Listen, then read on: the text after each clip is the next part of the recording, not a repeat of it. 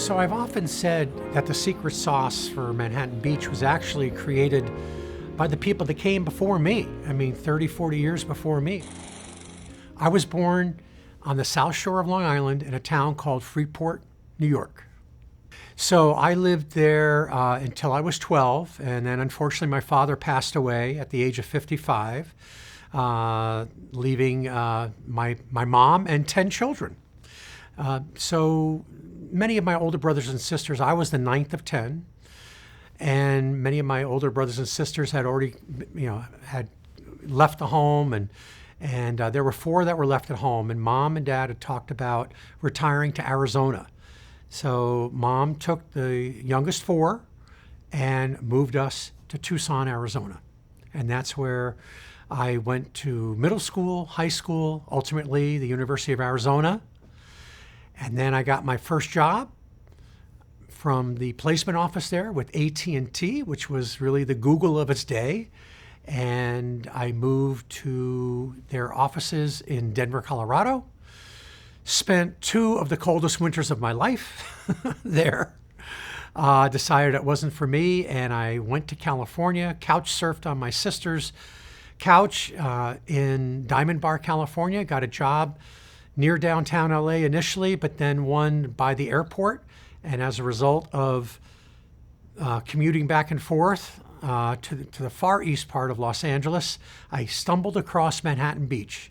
And when the day I got there, I moved 5 days later to Manhattan Beach, and I've only been going west ever since. I moved to Manhattan Beach, it would have been 1983 or 84. I'm probably around 84. I had what I call and affectionately refer to as my Manhattan Beach moment. So here I was, it was a Friday afternoon, and I was making my way back to La Habra is actually where I was renting a room with one of my coworkers. And I was along the 405 curve, and there was a sign at the time there that said Beach Cities. Now remember, I was always living east of Manhattan Beach. The office was at the corner of La Cienega and Century Boulevard near LAX. So I had never gone west of the 405 because I'd always been living east of it. So I decided I'm going to go ahead and see what these beach cities were about. And as you can imagine, I went down Manhattan Beach Boulevard. I crested Pacific Avenue. I looked down and I saw the pier, the roundhouse, the ocean. I couldn't believe what I was seeing. I went down there, parked in front of Shellback, walked out onto the pier. I looked to the north, then I looked to the south, and I was absolutely gobsmacked. It was just so beautiful. So that was when I got a beach reporter for the Roommate Wanted, and I found a situation, I believe, with 2 or 3 roommates. And I moved there 5 days later, packed everything I owned in my little Ford Fiesta, and that's where I started living in Manhattan Beach. I had my own bedroom, so maybe it was $300 or $400 a month. Manhattan Beach was actually created by the people that came before me. So if you think of the 50s, 60s, they're the ones that worked on zoning. They're the ones that made it a bedroom community. They're the ones that laid out, there were still parks there, but laid out the parks and basically set the tone of being a beachside residential community with great schools, our own police department, our own fire department, wonderful, clean, fresh air, and a vibe where everybody you seem to know is living a healthy life, an active life.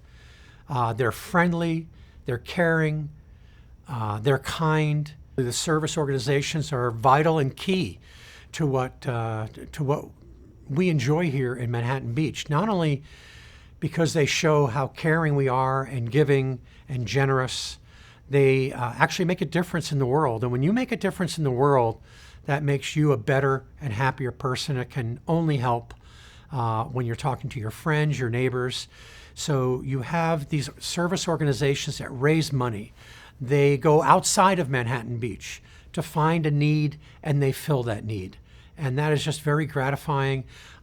It's a pleasure to me to know them and to work with them.